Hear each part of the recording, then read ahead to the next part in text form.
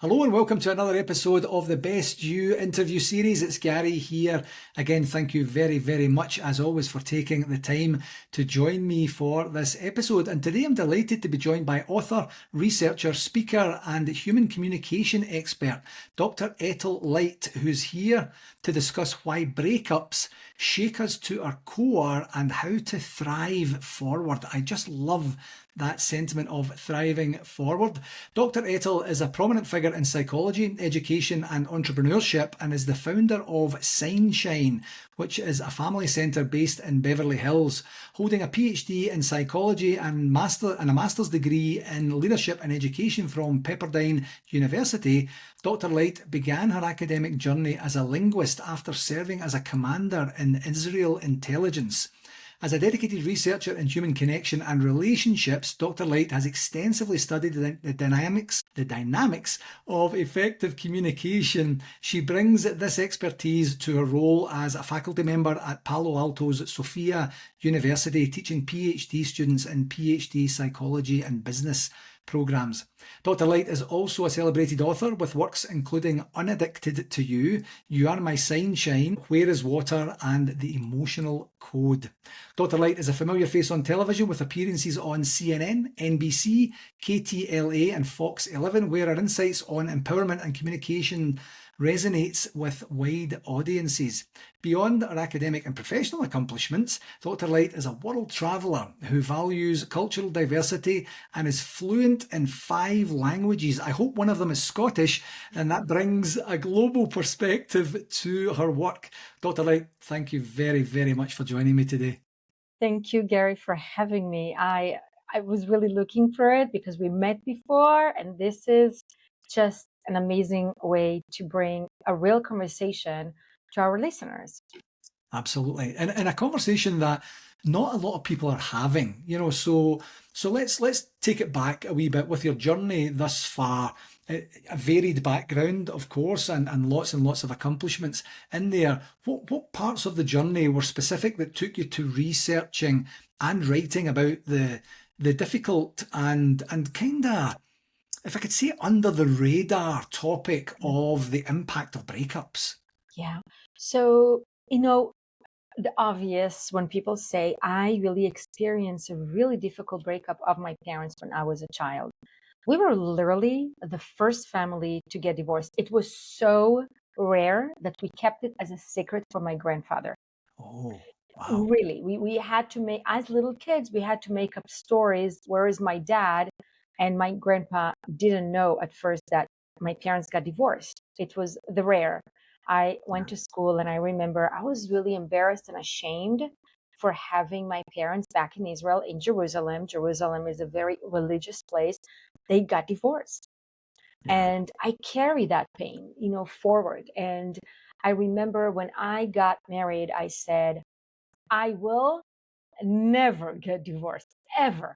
That Yeah. was my goal. I think that choosing my partner was more about who am I not going to get divorced than it was just really my chase. And I remember when that came, the fear from the breakup, from the pain it's going to cause to my children, was even greater than the fear that it caused to me. Absolutely. It was a real um, pain and chaos and a lot of inner change, but what it did to my kids, I'm carrying it maybe until today.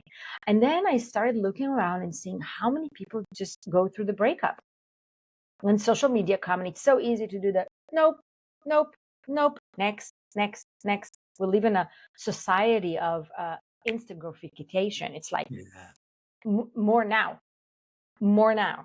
Yeah. And yeah, for years I was a family counselor. I had a mommy and me for years, which is SignShine.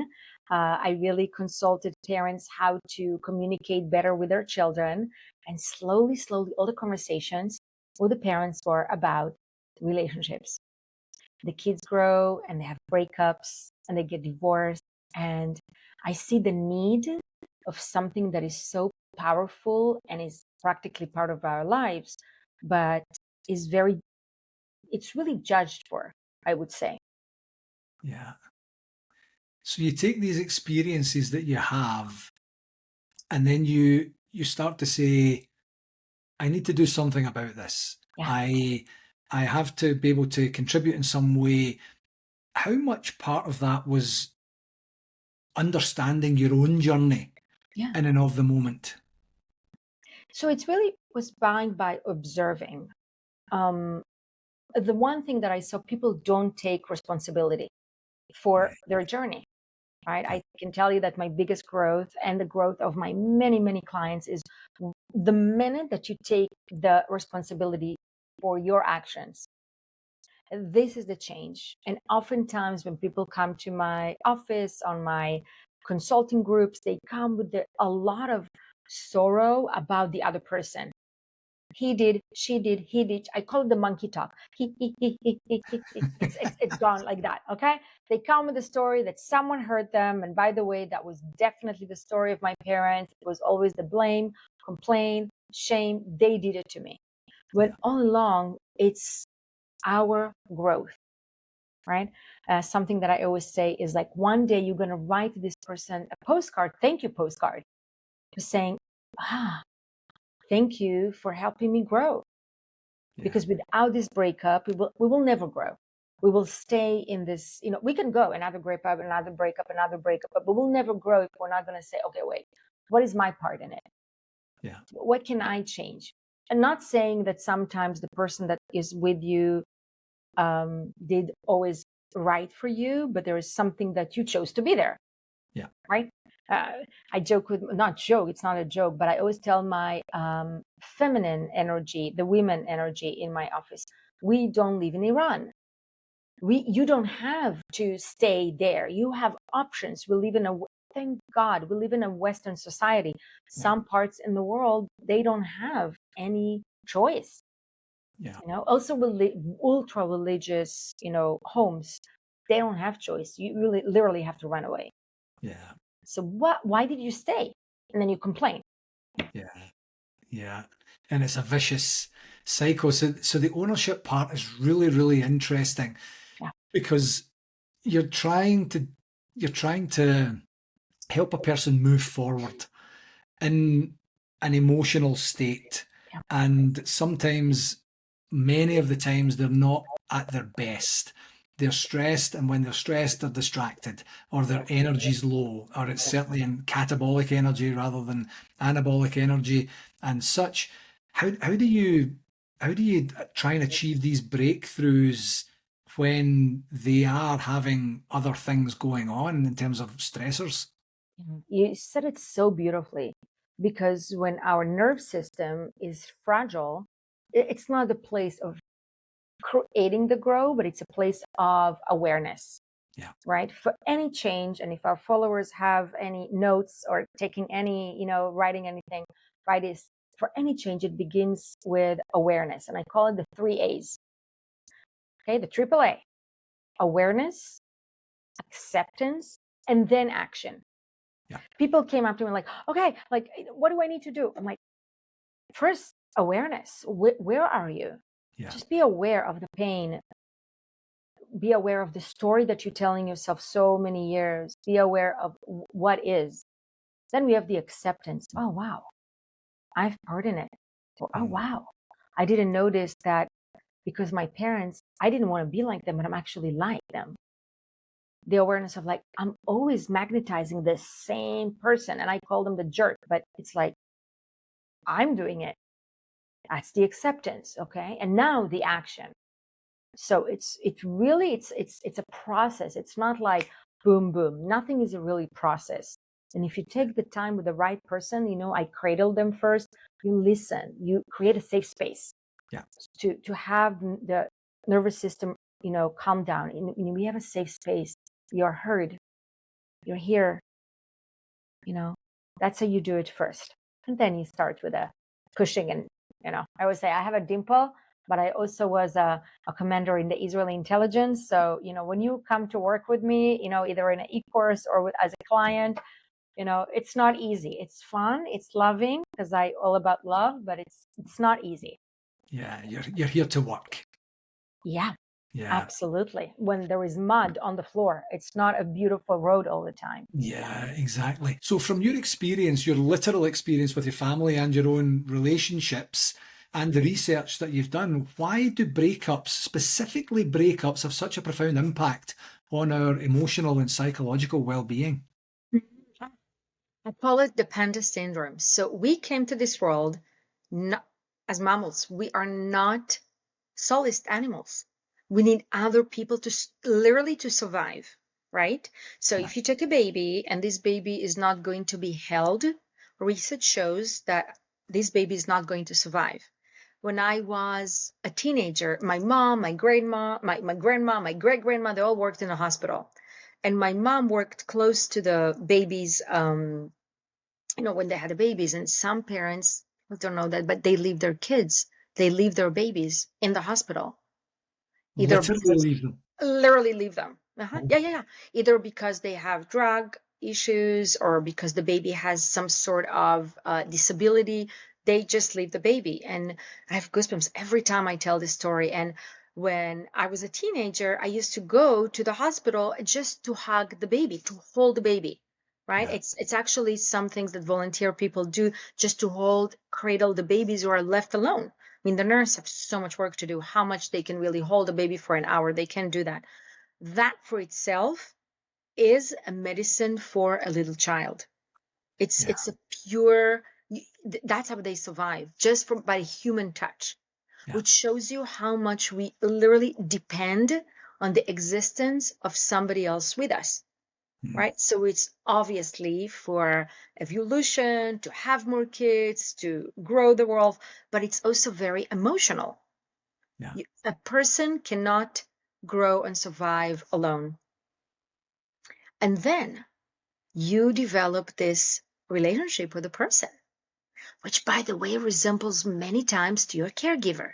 So there is this game, right? I mean, it's a game. It's not like the person is like your mom, was like your dad, but there is something that is like your caregiver. And then when this breakup happens, it's literally your survival place get into injection. Like up, whoa, I can survive without this person. Yeah. The same thing. And that's why it's so profound and it's so deep when you have a breakup to someone that you really love and is part of your life. And that's why people don't wake up in the morning and say, I'm going to break up today. It's a process, right? Sometimes a year, sometimes it's a process until you really decide, and then you take the actions. You Yeah. don't want to separate from something that is literally so important for your living. Yeah. And I love that you said it's part of a process because I too have had my own breakups, and that's another topic for another podcast at some point. But Right? yeah, for the next one, yeah. Yeah. But it's and my understanding would be that there are different types and styles of breakups. There would be a breakup that you initiate because of you've gone through that process on your own and said, this is the best thing for me and this other person in the relationship if we part ways. There would be something where it's very mutual, where you've tried your best and did what you can, and then come to the agreement that to say this is probably is not worth the investment anymore. And then there would be the other one where whether you were involved or not, whether you were paying attention or not, that it comes out of the blue, and you have that deep rooted shock, where you're saying, like, what? Excuse me, why did this happen? How did this happen? And such. Is the process that like the AAA process, is it the same for all three as you're moving forward?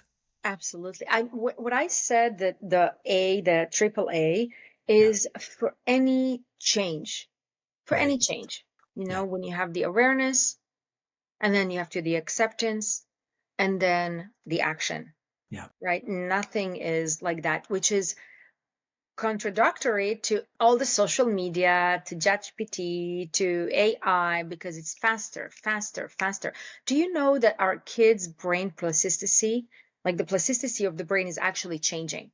So in our generation, when we wanted to know something when we were little kids, we went to our parents, yeah, right? And when they didn't know, some of us went to encyclopedia, we asked someone we know, we asked our friend, they asked the parent. I mean, we had to wait for an answer. Yeah. So yeah, if I ask what is the capital of Sweden, I had to wait for the answer. Yeah. These little kids, how long does it take them to get the answer? Seconds. Yeah. And then the brain wants to know something else, like, oh, where is it on the map? So they look at the map. And they're like, oh, is there an ocean? Oh, okay, that's the ocean. Can I snorkel there? Oh, that water. So their brains literally becomes like a web from the curiosity. It's not anymore a linear like us. It's like a web brain, which is really, really interesting because therefore also relationships change, right? We had relationship when we ask for a date, we wait for an answer. There was something that is very easy. Today, every Gen Z that I work with, and also little millennials, there is this anxiety. Oh my God, they didn't call. What's going to happen? They don't want me. For sure they don't want me, right? Because, it's the waiting time. It's really, really, really hard. And we come and we shame them and we blame them, but it's their brain that is completely different. Yeah. They really don't know how to wait because of how comfortable is the access of getting answers. Yeah. But it's not like that in relationships. Yeah. Yeah. It's incredible to say that, because I was going to ask about communication and how you can establish an appropriate communication rapport with your partner that's it's intentional and valuable in the moment, but also progressive enough that as you grow together as a union, you're able to continue to grow in terms of your communication. And I use an example right now. He never watches these anyway, so I'll use an example of my son. And he's 16 and he has his first proper girlfriend. And I'll say, for example, are you going to see her this evening or this week? And he's like, don't know, I'm not sure. And I'm saying, but remember before when I asked that and then you didn't actually do anything about it, and then she made other plans and you were kind of disappointed? And he's like, yes. And I'm saying, so how do you think you could maybe get in front of that and then put yourself out there to say, are you free on Wednesday, Thursday, Friday night? Whatever the occasion. What a great dad. What a great dad. Uh-huh. But he just looks at me kind of and he goes, I'm sorry, what? What? Why would I want to do that? And as you were saying, what you were saying there, Dr. Etel, it really resonates with me, because I'm not getting irritated or anything, but I'm just thinking, this is the simple stuff. This, like, if you just express what you want, then she has an opportunity to respond, and then at least people can put up with anything as long as they know. So then you'll know. But he's kind of like, you know what? We communicate the way that we communicate, and it will be what it will be. Okay, until it's not. But Exactly. but it really gives me food for thought to say he's not disrespecting me. He's not poo-pooing my advice. His lens, his whole being is just completely different. Exactly. And he has such an amazing dad for actually being able to talk to him about dating, about relationships, about that, because at 16 it's sometimes a taboo. Oh, what my dad was going to say. We are old people, and I think that you and I are very lucky in that sense. I don't know if my kids will hear it too, but they really come to me in these things. And it's amazing to see that, when your child is trusting you in that. And that means a lot about the relationship. Right? It's like, oh, my parents did a few things that are good in relationships. Let me go to them and ask. Even honestly, they never really want our advice. So this is something, I mean, we are going to parenting a little bit, but that's something also with couples, when one of the partners come to tell something and we come with our arsenal of advice, right? Immediately we do that. And how about saying this sentence? Again, listeners, write it down. This is an important one. Do you want me just to listen, or do you want my feedback? Absolutely. Right? Do you want me just to listen right now, or do you want my feedback? Because oftentimes kids or your partner, they do not want your feedback. They just want to release. right? And usually masculine energy will want to fix the feminine energy. So masculine energy will go like, you can do it, you know, it's like the feminine energy likes to blurt. We like, we have like bazillion thoughts, right? And just like hug and say, I see that. Yeah. That's the magic.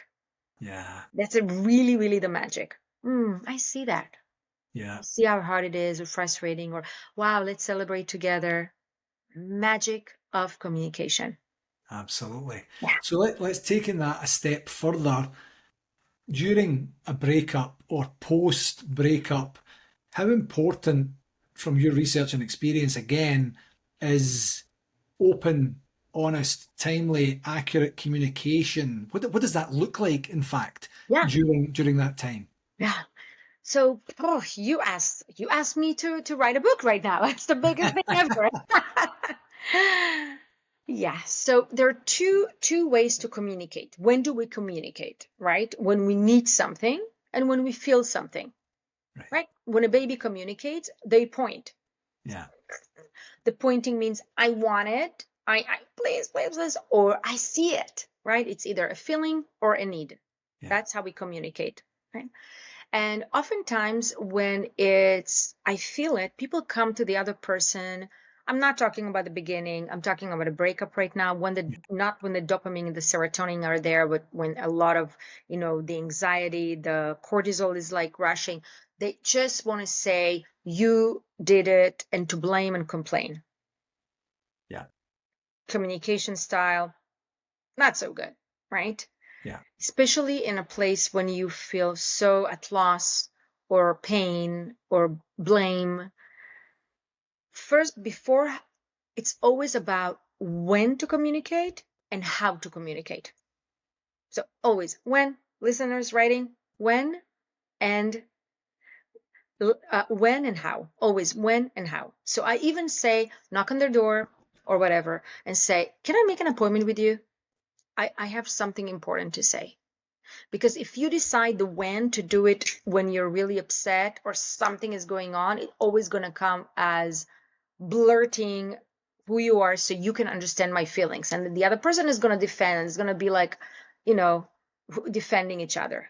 But when you say, listen, I have something important, can we put a time to talk about it? Immediately, it reduces the anxiety. Yeah. Right? Or create a situation when it's less intense. Right? That's the when. And then the how. So how do you think people know how to communicate already? How do they say when something is hurting, or they come with, when you did this, when you're doing it, I hate when you do that. You should have, right? The hardest thing is to say, it's really painful to me. I'm just going to blurt an example. It's painful to me when I see this and that, because that is my old pain. Or when you don't throw away the trash and I have to nag you again and again and again and nag you again, it really reminds me of my mom that used to do it to my dad, and I don't want to be in this position. Yeah. You can do whatever you want. I just want to tell you how I feel. So what do you think happens to the other person? Nobody told him to take out the trash. Yeah. But the other person will feel this empathy like, it's never about the trash, by the way, not the dishes, ever. Yeah. It's like, oh, wow.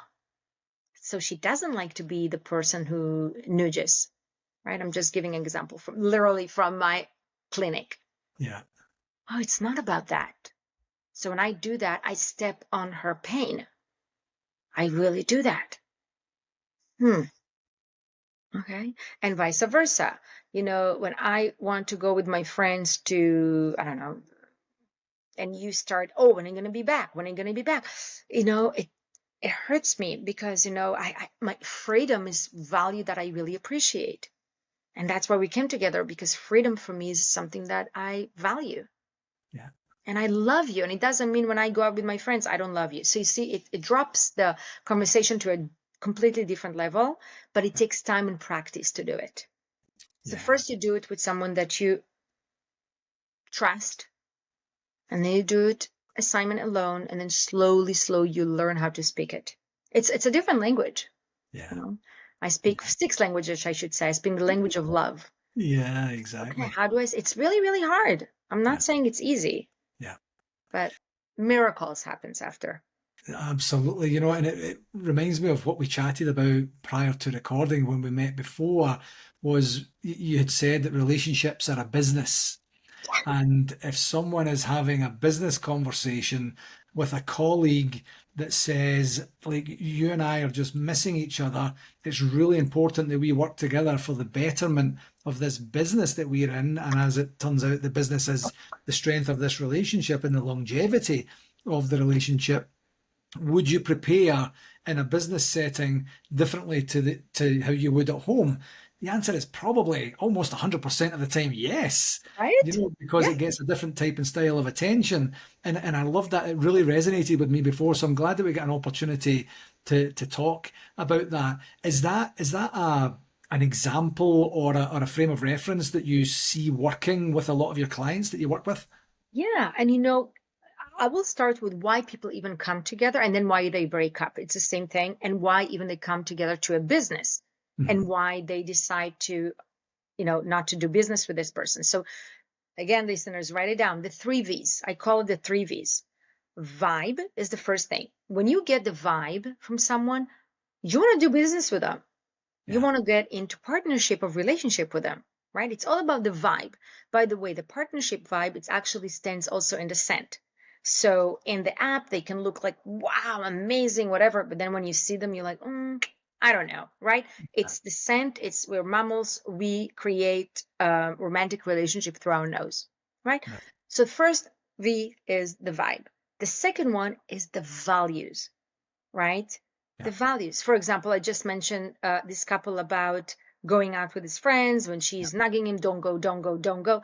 His value is like, I love my family, but I need some time with my masculine energy, Yeah. right? She comes with a fear that interfere with his value of he's going to see me, he's cheating, whatever it is not, many people do that. Many, not only women, by the way, Yeah. because of their past. Again, we're talking. So the second one is the values, or going to a restaurant. That's a first date.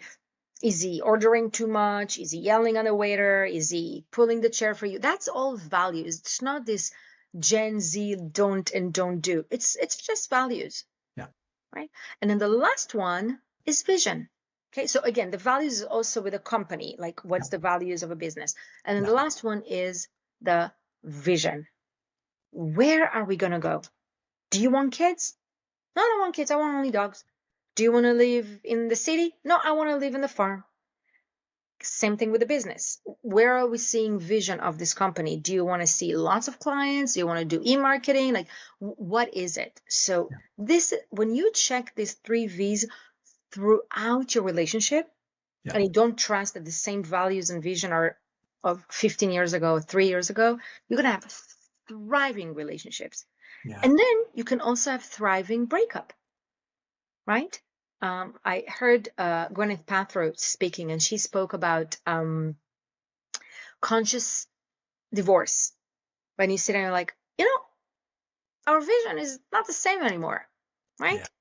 Let's break up and let's do it really cordial for our kids and for us, Yeah. right? Yeah, that's so powerful, and I hope the listeners and viewers really tune in to that. The level of effort, the level of awareness, the process you follow, how diligent you are about it, how you would schedule it in. And I love that you said, you have to constantly keep checking on that. Not every 5 minutes, but not every 20 years either. You do performance reviews on a regular basis in work, and you look at your annual figures, and you Sure. look at your targets, and you look at shareholder value, or depending on the type and style of organization that you're working with. Why would you not transpose that to the home, which is more important than anything you're doing in the workplace anyway? Exactly. People do, like you said, like annual blood tests. They pay taxes. Everyone pays taxes every year, right? So they go into their account and they're looking and someone helps them. But the Yeah, one thing they don't do, they don't sit with their life partner, with the person who they share a bed with, more than that. And they yeah, don't do a check-in, which yeah, can really save so many of the breakups. Yeah. because when it comes, it's really, really hard to fix later. It's Yeah. doable, but it's harder. Yeah. So I appreciate that every breakup is different and there will be common elements, of course, but they're different because they're different human beings that are involved at different ages and stages in their life, having had different experiences to that particular point. Is there any common support that you can provide to people out there who are going through a breakup or potentially might be planning a breakup or there's a breakup looming to give them an opportunity to not only survive through the breakup, but to thrive through the breakup and come out at the other side? Oh, yeah. I mean, that's my story. That's my third book, Unaddicted to You. Yeah. From my breakup, I can tell you that look at me today. Just because I was in my rock bottom and every aspect, Yeah. um, definitely emotionally, mentally, uh, health wise, I was just really financially, I was not in a good place. And then slowly, I picked myself up and reminded myself what is my worth and did it with me, which is the most important thing. Because when you break up, remember we said in the beginning, oh my God, nobody's going to be there. And many people do the rebound, because they don't want to be by themselves. But then the growth is actually to look at yourself and say, oh, that's me. Hey, me. Hi. Yeah. Okay. You're actually a beautiful person. Oh, I actually like you. Having this dialogue with you, with a person, and start to get to know you and see what is your vision? What do you want to do? Who are you? What is your relationship with other people? And that's where the growth starts. Just exactly from to being really on the floor. I always say a real change is when you're uncomfortable. Only Yeah. when you're uncomfortable. The subtitle of my third book is Loving Yourself Through the Darkness. Yeah. It's easy to love ourselves and to accept ourselves and everything is lovey-dovey and whatever. It's the hardest when things are not going our way. Well, when we have this anxiety going, right? Yeah. Two tools that I want to give people. One, very important. One is gratitude. I write my gratitude list every night over 9 years now. I write it with a pen, old style, not notes, Yeah. with a pen. I write all the things that I was grateful for today. And I put it in something that I researched for my Ph.D. That was my thesis. I put it on my God's box. So tonight, and many people I say, so what are you grateful for? So they say, my house, my kids, my health, very general. Yeah. And I said, no, what are you grateful for today? So Yeah. today, I'm really grateful for you, Gary, for this podcast. It's so beautiful. And I'm going to write your name in the gratitude list. Oh, thank you. So the brain starts collecting what are you grateful for, Yeah. right? It's a simple tool. What are Yeah. you grateful for? Instead of like, oh my God, what are you grateful for? Yeah. That's one thing that I absolutely love. And the second one, remember that one day you will pick somebody else. I remember when I went through the horrible divorce, she wasn't even my friend, she was my colleague, but she got divorced. So I called her and I was like, really, like, oh my God, I don't know, and people will know about it. It's the fear, it's the shame because I have some, and she said, I'll help you. And remember that one day somebody else is going to get divorced and you will hold their hand. Yeah. And that, I was like, I'm going to hold someone's hand. How? I'm broken. And I remember when I said it to the next woman who I met, I said, you one day hold someone else's hand. It's like, so anyone that is going through a breakup now and you think that you need so much help, yeah. But remember, one day you are going to hold someone's hand. And that's the magic of giving back. Yeah. So saying thank you and giving back. Yeah.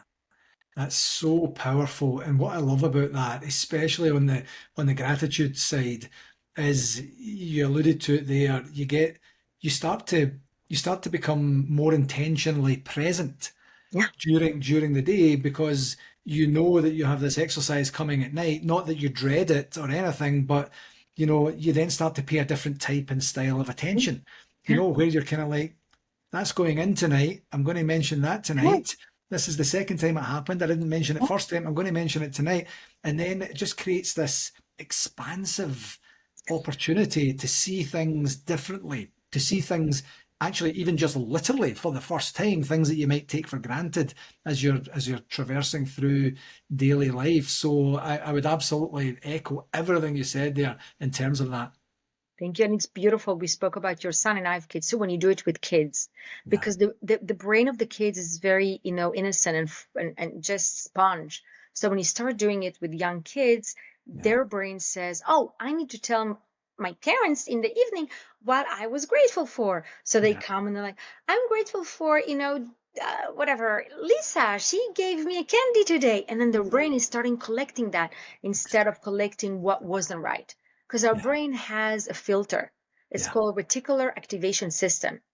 And it literally shows you more of what you focused on. That's it. It's a real thing in research. Yeah. So how do you do it? You just write it down, because when you write it down, it's different than thinking about it. Yeah. Write it down. It comes alive. And you're like, oh, every night. Or have a meeting with your family every Saturday.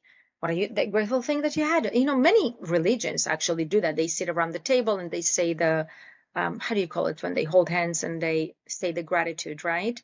Yeah. But this is really not a religion thing. It's something that comes within you. Yeah. Personal. Me, and I don't have to impress anyone around the table. It's me. Nobody's reading it. I read it. Yeah. Yeah. It makes me think also so my son's now 16 at the time of recording, and every day when I would pick him up from daycare or from school, I would say, how was your day? And he would say, good. And I would say, what was the best part of your day? And I did used to follow that up to say, what was the worst part? And we never went there. It just never stuck. But when it became the best part, you're right about the reticular activation part, because then during the day, he would subconsciously start to say, my dad's going to ask. And if I give him an answer that he thinks is rubbish, he's going to ask me again, so he would then come up with some creative answers. And I still do it to this day. He comes home from work or he comes home from spending time with his friends, and I'll say, how was your night? It was good. I'll say, what was the best part of it? And sometimes it's the most innocuous thing. I swapped my sandwich with my friend, and his mum made him a soup, and it was really nice. And I'm like, oh, cool, that's great. Yeah. What's wrong with my sandwiches? And then we have another conversation. But it's one of these, and I didn't really know that I was doing that. But here's the breakthrough for me, I should say right now, Dr. Etel, is I don't do that with my partner. I do it with my son. But with my partner, our communication cadence is different. Yeah. And that's really a note to self to say every day. There are out there so many, my partner and I, we still do it. So you can go on Amazon, you can find million little cards, question cards. Yeah. And we buy these question cards, and as we drive, one of us have to pull a card, and then we talk about it. And by the way, there are amazing, amazing cards for children that you can find, and for teenagers. So, for example, there is cards of choice. There is a scenario, and what would you choose and why? And they love it because it's all about kids. Like, you go to school and everybody have like the best shoes, and you do, like, what would you do? Things like that. Or within couples, like, what is the thing that made you really, really afraid in the last year?